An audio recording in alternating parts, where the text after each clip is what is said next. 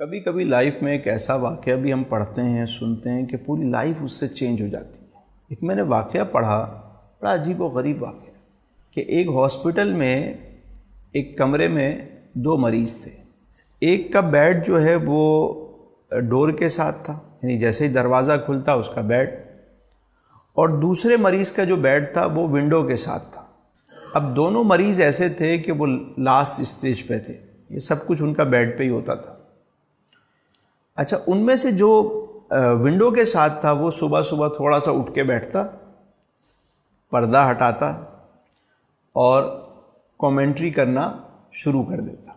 وہ بتاتا کہ دیکھو اب صبح ہو گئی، سورج نکل آیا، اب دیکھو بچے اسکول جانا شروع ہو گئے، اب اخبار والا جا رہا ہے، اب ڈبل روٹی والا آ رہا ہے۔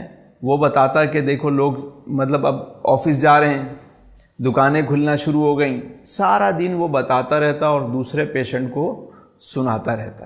پھر وہ بتاتا کہ دیکھو اب اسکول سے چھٹی ہو گئی، بچوں نے اپنے بیگ رکھ دیے، 2 سائڈ بیگ رکھے، گول بنایا، فٹ بال کھیلنا شروع ہو گئے، 2 بچے لڑ پڑے، کچھ لوگ عورتیں جا رہی ہیں، کچھ شاپنگ کر کے جا رہی ہیں، وہ سارا دن بتاتا رہتا اور یہ دوسرا والا سنتا رہتا۔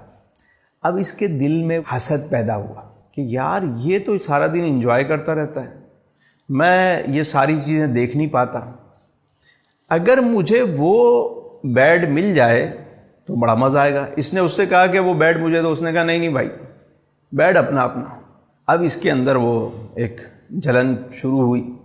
یعنی انسان وہ ہے کہ آخری اسٹیج پہ بھی اس کو یہ ہوتا ہے کہ وہ چیز مجھے مل جائے۔ انسان کا پیٹ تو صرف قبر کی مٹی بھرتی ہے نا، کبھی کبھی ہم اس بات کو ہی نہیں سمجھ پا رہے ہوتے کہ ہمارے لیے کیا اچھا ہے اور کیا برا ہے۔ ایک رات ایسا ہوا کہ جس کا بیڈ ونڈو کے ساتھ تھا اس کی طبیعت بگڑ گئی۔ اب جب طبیعت بگڑی اس نے کہا بھائی ذرا ڈاکٹر کو بلاؤ۔ یہ خاموشی سے چادر اوڑھ کے لیٹا رہا۔ اس نے پھر آواز لگائی، ساکت رہا، یہاں تک کہ وہ اس کا انتقال ہو گیا۔ جب اس کا انتقال ہو گیا اس نے ڈاکٹر کو آواز دی، ڈاکٹر آئے اور چیک ویک کیا، پتہ چلا ان کے لواحقین کو بلایا گیا اور اسے نکالا گیا وہاں سے۔ تو اس مریض نے شور مچا دیا کہ وہ بیڈ مجھے دیا جائے۔ انہوں نے کہا بھائی صبح آپ کو شفٹ نہیں، ابھی کرو، شفٹ کر دیا۔ اب اس نے پردہ ہٹا کے دیکھا تو اندھیرا تھا، رات تھی۔ اب یہ صبح کا انتظار کرنے لگا کہ صبح ہو تو سارا منظر میں اپنی آنکھوں سے دیکھوں۔ اب جب صبح ہوئی اور اس شخص نے جب پردہ ہٹایا کہ میں وہ سارا منظر دیکھوں، تو یہ دیکھ کر حیران رہ گیا کہ وہاں کچھ تھا ہی نہیں، صرف دیوار تھی، ایک پوری دیوار تھی، پیچھے کچھ تھا ہی نہیں۔ یعنی وہ شخص جو اس بیڈ پہ تھا وہ اس کا محسن تھا، سارا دن اپنی طرف سے چیزیں بناتا رہتا اور اس کا دل بہلاتا رہتا تاکہ یہ دن اچھا گزرے اس کا، اور یہ ویژول کرتا رہتا، سوچتا رہتا، اور دن گزر جاتا تھا ان لوگوں کا۔